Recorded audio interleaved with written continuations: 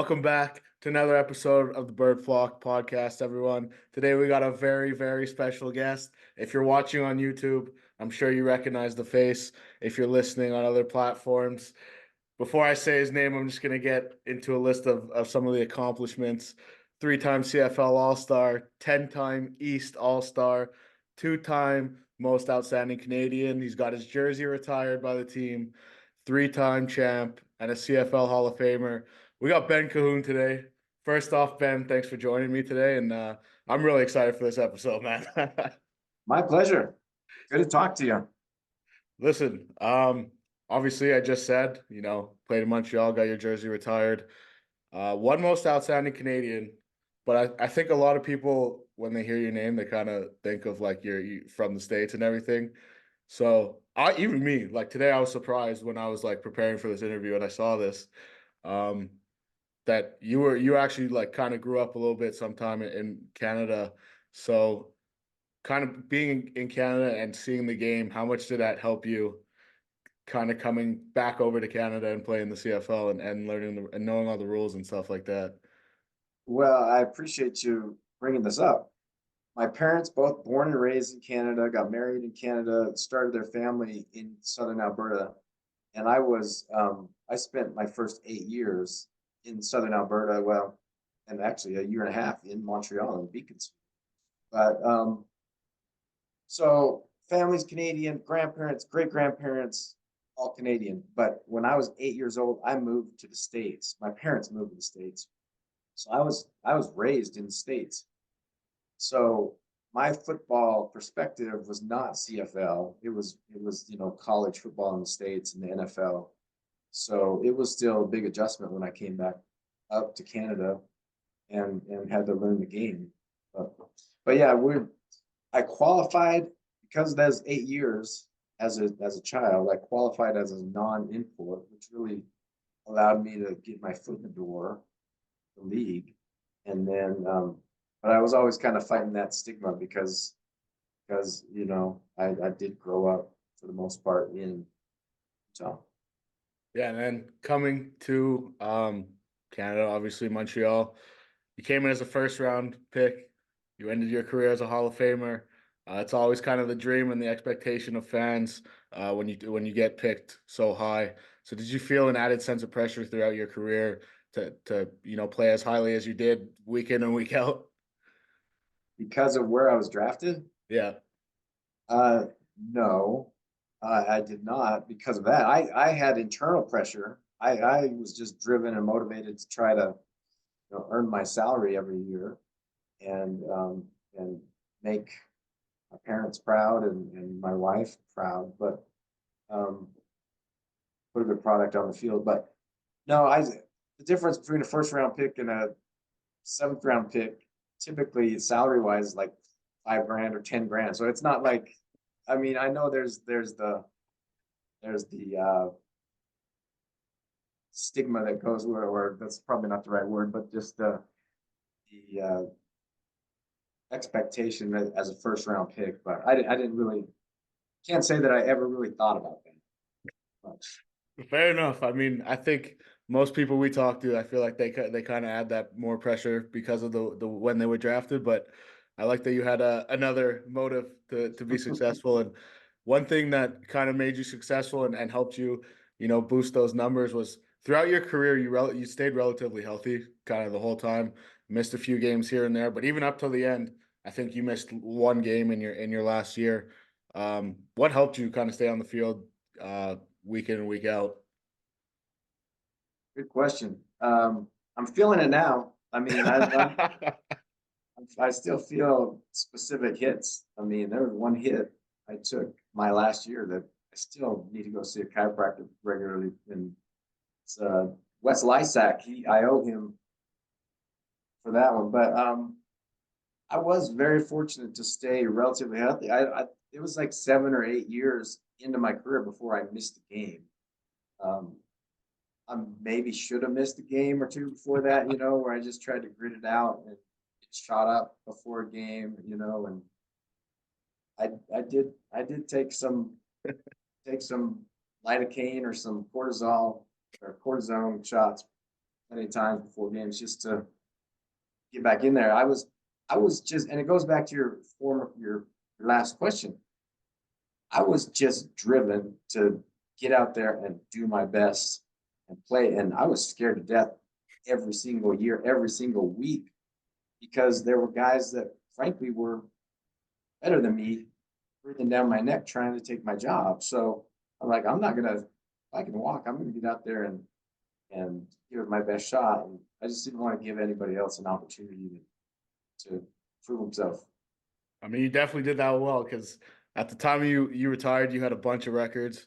Again, I'm gonna try and list them off, and if I forget any, I'm sorry. But the time you retired, you were the receptions leader in your career. Receptions, but most receptions by a Canadian in their career and in the season. Most TDs by an Alouette receiver. Most receiving yards, most receptions in a Grey Cup career, which is pretty impressive in its in its own. Um, so out of those, and like I said, if I forgot any, I apologize because you got a long list. But out of those, which one maybe means the most to you, and maybe makes you reflect the most on your playing days? As you're listing those, just I think I've never thought of it before, but I think the Grey Cup catches in a Grey Cup because just what it took to get to so many Grey Cups. The only reason I have that record, I guess, is because we were in it so many times, and we lost a bunch of times, unfortunately. But that's just a tribute to the type of team that Jim Pop put together, and the guys that I was surrounded by. That we got there so many times because it's tough deal to get there a long season. Yeah, I mean, growing up for me, I guess, early 2000s, it felt like every year you guys were in there, and growing up as an Owls fan, it made it fun to watch. So aside, obviously, keep going back to the Grey Cups and keep winning. What was it outside of maybe playing, or maybe it was the city, but what made you want to stay in Montreal your whole career? Because you did only ever play for Montreal. Well, I didn't have many other choices. I really never became a free agent. Um, there were times that I thought I might want to become a free agent and just see what options there were out there, but um, Jim Pop usually, locked me up pretty good, pretty quick right before free agency. And it was one of those things. Sometimes it was like, hey, we want to resign you. What's it going to take? And I'd give him a number and he'd say, okay. And I'm like, oh, wait. No, let me give you a different number. That's obviously it's too low because he agreed too fast to it. But that happened a couple times. I'm like, oh, shoot, I should have shot higher. But yeah, I never became a free agent. All my relatives, I've got lots of relatives in Western Canada. So Calgary's close to home for me. So I did have a little bit of a temptation to get out there early in my career, but never happened. Hey man, very glad you stayed, and thanks to Jim Pop for signing whatever number you put on that paper. And speaking of what we just talked about and the guys, shows you how good the teams were and what Pop built.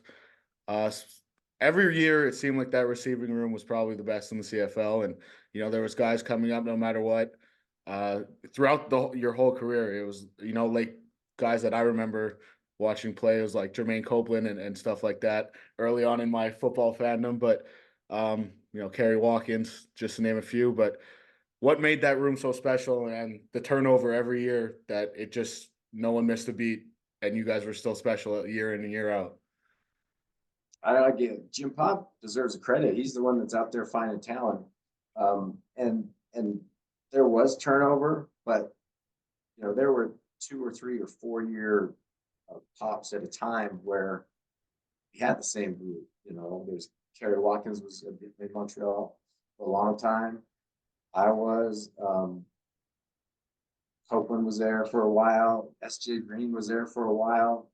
Um, Jamel Richardson, Pat Woodcock. So all those guys spent several years in Montreal. So we had some time to gel and get to Anthony to know us and know what we do. And yeah, but Jim Pop, along with Anthony, to deserve all the credit for that because they're the ones finding the talent and throwing it. Yeah, speaking of Anthony, you are one half of the greatest duo I think I've ever seen play on a football field, and AC is that second half. So, what was your relationship with Anthony? Obviously, we saw it on the field, but off the field. Well, thanks for saying Anthony's the second half. I appreciate that. Tell him that he's gonna watch this, and I will get a phone call. I don't hear from him often, but if he sees this, he will call me. Anyway, Matt, I forgot the question. What was your relationship with him off the field? It was just fun. We were just good friends. We golfed a lot. We teased each other a lot, and we were competitive off the field, um, as well as on the field. But just mutual respect. He's a good dude. He's a quality dude. Just great heart, competitive, and just a great leader. So yeah, that's probably the biggest football blessing of my career is to have spent it all with Anthony Cahoon as my quarterback. Yeah, you spent it all, and I think I speak for everybody, especially me as a young kid. When you retired, I was upset. Especially, you were stringing together 1,000-yard seasons like it was nothing, like it was just tying your shoes. Even to the last year, I think you had over 800 yards. So, you know what? I'll always say I think you retired too early, but it's obviously you're saying you're still feeling it. How did you know when it was time to hang it up? Because you and AC were still cooking out there. Yeah, I maybe could have squeezed out another year or two, but I just knew my my body wasn't just constantly hurting, and I was just became more of a sitting duck. I just wasn't as quick or as fast, and I was when the end of the year they play the greatest hits of the year, like the 10 greatest defensive hits, and you're like 7 of them. You're getting hit a lot and not moving as well as you should be. So, um, yeah, I just obvious. I knew it. Um, my second to last year, I had some injury stuff, which may or may not have been public, but struggled through some injury stuff, and I was really motivated to finish strong my last year. But I knew going into that last year was going to be my final season. Still devastating to this day, but you know what? Were you at the Grey Cup parade? What's that? Were you at the Grey Cup parade? This year? No, No, no, no, no. No, I 2009 or wasn't. 2010. I wasn't. The only one I've ever been to was the one this year. Oh yeah. Yeah, trust me, I wish. Yeah, so now going into after football, obviously got into coaching. What kind of led you down that path? And obviously, everyone always, admired the way you saw the game and how you got open. So I don't think it was a shock to really anyone. But you went back to BYU to coach. So how did that happen, and how did you realize that's something you wanted to do after football? Just kind of happened naturally, and I wasn't gonna just go anywhere to start a coaching career. It was just happened. The timing was great. I was retiring. There was an opening at BYU. I got offered the job, and had to interview for it, and it was not easy, but got the job and really loved coaching. But it's a tough gig, and our offense struggled, and the whole offensive staff pretty much got let go after 2 years, and then I just decided to stay out of coaching, not move my family again, and just got a local job here, a sales job, and then 2 years later got hired again at BYU. So crazy, but great opportunity to coach and get that experience and get to know those players and athletes and kids. When I hear from them, to this day, it gives me chills. When one of my guys that I coached texts me and asks, what's up, or let's go golfing or something, I'm a happy dude when that happens, because coaching, you give so much of yourself to those athletes, and just to have those relationships is real special. Yeah, and going back to BYU and a different role, I guess, than obviously than being a player. How I guess weird was it? I don't know if weird's the word, but what was it like going back and spending those 2 years the first time around after being a player there? Well, it was intense. Coaching is intense, and there's pressure, and so much of the everyday job description is not coaching. It's not ball. You just think you're in there drawing up plays and having meetings where you're installing plays with your teammates and going to practice. But so much of it is academic and recruiting and just HR stuff and just corporate job stuff that it was just nonstop workload coming at you, and all sadly enough was not you I was coaching at BYU 5 or 6 weeks before we ever talked ball. It was just like it was crazy, but it was just like you're recruiting here and there, and you're learning you know how to get acclimated to the university. And anyway, it was just kind of wild, but um, maybe that's why we sucked. Didn't talk ball enough. I think so. But um, anyway, I loved it, and still miss it, but probably not going back into it. If that was your next question, not gonna happen. That was not my next question, but it may have been one of the questions further down the line. Hey, interestingly enough, Shayne, when after I got let go from BYU, I did talk with Jason Moss, who was at Edmonton at the time, and I knew him as a player. We played against each other, but we weren't like close buddies or anything. But I kind of interviewed with him to go up to Edmonton, back to the CFL and coach, and I was blown away impressed with that dude. Like, he followed up with me. He got to know my wife, and he was amazing. And I became a huge fan of his right then and there. And I was like, I cheered for him even in Edmonton, um, when he was coaching. And so happy for that story. He was given a second chance with somebody who was familiar with him in Machocha, Hmm. who knew what a quality coach he was and what he was capable of. But then just gave him a second chance, and they were able to turn it around this year and have some amazing success. Yeah, my next question didn't involve Moss, but it did involve AC and coaching with AC. So I guess I'm just gonna come out and say it. Is there ever a chance you're coming to Montreal and sitting on the sidelines and coaching the boys, or no? I think it's a small chance. If I had a dream job, it would it would definitely involve coaching, but I gotta be realistic as well.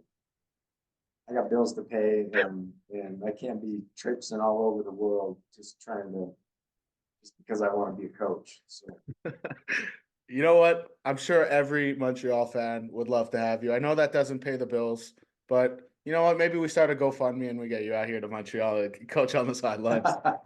there you go. Hey, everybody's gonna be happy until we lose 3 games in a row, and they're like, "Get out of here." Yeah, you know what? You're not wrong on that one. That's fair. But going back to BYU, I know most of the recruiting done is obviously for American receivers and guys that probably didn't pay that much attention to the CFL. But as a guy that's an all-time great in football in general, even though it was in the CFL. Did that ever help you recruiting receivers and kind of just throw that out there and say that you were one of the greats and show up some stats and people want to come play for you? Oh yeah, I mean, I wasn't when you're recruiting these kids, it's all about them. They don't, but you do have a little bit of cachet. Maybe you got a reputation. You say, hey, I had some success, but um, yeah, they want to let you. They want you to, or they want to trust you that you're going to be able to help them get in and out of a break and get open and make some plays. So the fact that there was some evidence of that on YouTube, and they could Google their coach and see if he's just a schmuck or if he knew how to play the game. That was probably didn't hurt. But I recruited Jimmy Ralph. I recruited some Canadian kids when I was at BYU because I knew the quality athlete that was fine in Canada. Yeah, for sure. I mean, you definitely knew how to run a route yourself. So I don't think anybody Googling you was scared that you couldn't teach them a route. But now that we've kind of, I guess, almost completely closed the door on coaching in Montreal, just talk Hey, to well, us. the GoFundMe, that's a good idea. I haven't thought of that before. So Hey, I got you. door's not slammed. Anything to get you back in Montreal. That's all I care about, man. But kind of talk to me a little bit. I know me personally. I haven't really heard too much about what you're doing now. So let us know what are you doing now outside of coaching and outside of football. I'm doing retail sales for a protein bar company, a local protein, Utah protein bar company, called G2G, like good to go. And it's a refrigerated protein bar. It's amazing. I've been eating them for 10 years, and I've had two already today. But it's just a premium product. It's all fresh ingredients, no crap, no artificial sugars, no preservatives. So that's why it's refrigerated. So it's just fresh, real food, and it's a game changer. It does not taste like a typical protein bar, and we launched in Canada. That's one reason I took the job, is because the owner said, "Hey, got some interest in Canada. We'll let you run with that." And so they're available in Canada. Costco.ca, Oh, uh, and online we have a Canadian website, gbar.ca. So how'd you get involved in that and start? How long you been doing that for? about 6 years. Oh, there you go. Um, So, I just was real familiar with the brand from my days at BYU, and they were growing like crazy, and they were kind of small team, and they were overwhelmed, and they needed some help, and I needed a job. So I'm the GoFundMe hasn't started yet, so you still got to work for now. yeah, yeah, I'll stay with it. All right, man. I mean, I don't know how much uh you kind of get the games out there in Utah and seeing the CFL, but obviously I'm sure you know they won the Grey Cup, but knowing Coach Moss and how he prepared these guys, um, what are you kind of seeing for the future of the Montreal Alouettes and what did you well, first of all, aside from them winning the Grey Cup, what did you think of this year and the trajectory of the team and how they're looking for the future? Well, obviously they got hot the second half of the season, and that's a sign of good coaching. You know, if you're getting better each week, you're gonna have slumps, but for the most part, if there's an upward trajectory and you're improving, then you're doing some things right, coaching wise. You know, making adjustments, keeping guys healthy, and guys gelling and molding together. So I think that's what you saw. I mean, kind of inconsistent first half of the season, and then got hot when it counted. And the trick is that Grey Cup hangover that is the real thing. I mean, you spend an off season with everybody telling you how great you are, and it's hard not to start believing it.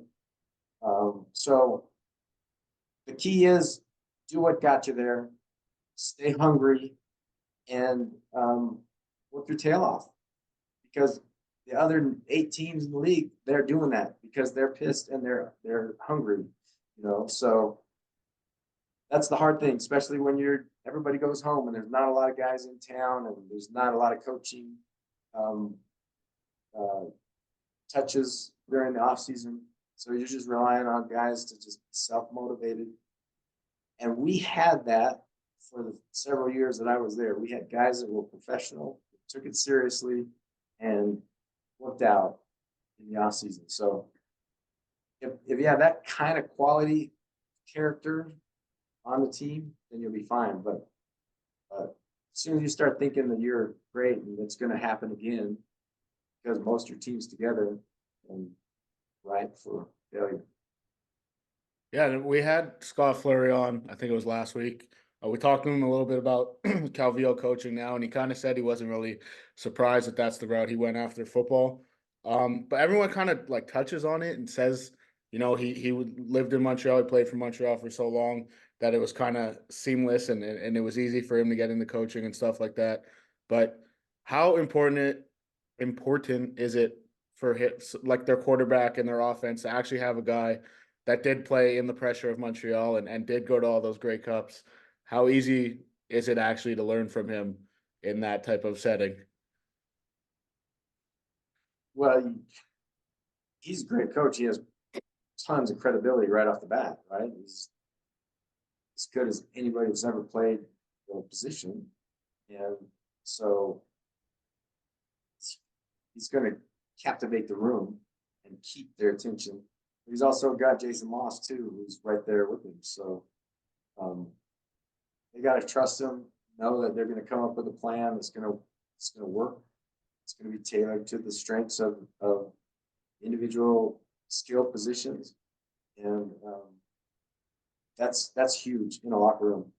If you trust your coaches and you're not like second guessing them and questioning where's this coming from, and then that's just going to unify guys and out there and go play fast. So they got they're doing it right, and they've got a lot going for them. In fact, they've got experienced guys with credibility, and putting plans together that have shown some success. They have some confidence. You see, I know it's the beginning of this kind of stretch, and they just won one Grey Cup. But is there any similarities to what we saw in the 2000s from what you saw on TV from this team? You know what? I don't know well enough. I didn't watch him week in, week out close enough to know that.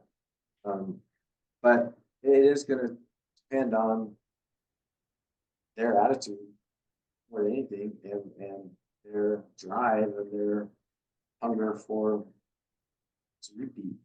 You know, you're going to get everybody's best shot, and as soon as you win a Grey Cup, then you become the hated team in the league, and everybody's gunning for you. So that's why they say it's harder to stay on top than to get there. Yeah, and then listen, that's all I got from you. But all I need from you now is just stay in touch with Coach Moss, Coach Calvillo, and I'll get that GoFundMe started, and we'll try and get you back up to Montreal sometime. Love it. I love it. Sweet. Thanks, Shayne. All right, man. Appreciate you hopping on with us. I'm sure we'll keep in touch, and appreciate you hopping on. My pleasure. Great talking to you.